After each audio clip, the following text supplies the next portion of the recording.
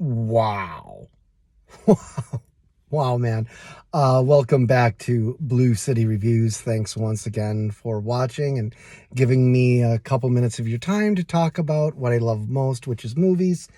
I was very let down by Christopher Nolan's The Odyssey, which I saw yesterday, and while I was talking with some people online, this came up as a healthy alternative in terms of a movie that transports you to a different time and place in history instead of just sort of letting you sit safely in the hands of a modern filmmaker in an IMAX while young actors try desperately their best to scramble and look like warriors. I had never seen this. The name came up and I thought, shit, I own that. My wife is not the biggest fan of Robert Eggers at all. Obviously he's talented. Obviously he's a visionary. I didn't like Nosferatu, yuck. But I thought, things like The Witch and The Lighthouse are very intriguing, very interesting. Certainly a unique type of cinema. And I always watch whatever he comes out with. This is my favorite film of his, far and away. This is thunderous, it's violent, it's passionate, and it's the type of movie where I forgot I was watching a movie. I really did. The end credits rolled and I just was like, wow. I mean, here's the thing. The plot is fairly simple. It's a young Viking prince avenging the brutal death of his father, and whilst trying to also rescue his mother from the hands of a different corrupt king. Now, I'm not going to go too deep into spoilers. If you haven't seen this, you must, if you like this type of thing. Certainly, if you were to sit through The Odyssey, 3 hours of The Odyssey, you could definitely give this a shot.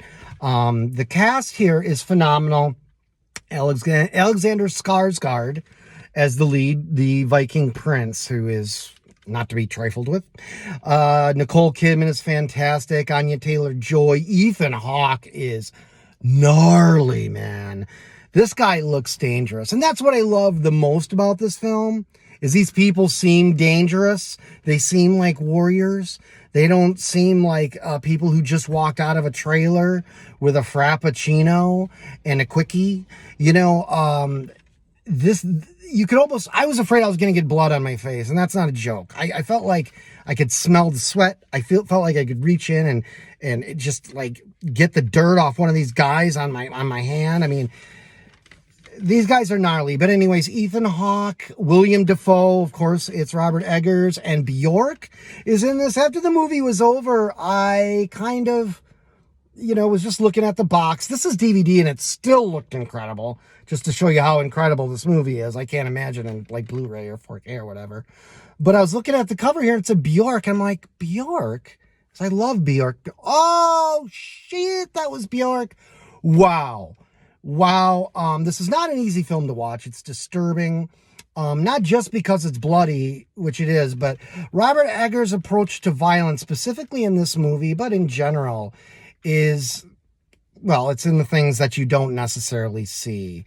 And there's quite a few moments here, especially during battles, where the camera will drift away from something and you'll hear or either be, or even just be left to imagine what's going on. And it's, yeah, this is a disturbing film. It's a dark film, but it's a revenge tale. And as that, it succeeds. And there is magic here. There's magic, and magic comes usually when you have passion for something and you can get all the cylinders firing and it's all coming together and the stars are aligning for you. That's here. This is a cohesive piece, and it's a thunderstorm of a film. And I loved it. All right. Thanks once again for watching. Going on 5 minutes here. Cheers.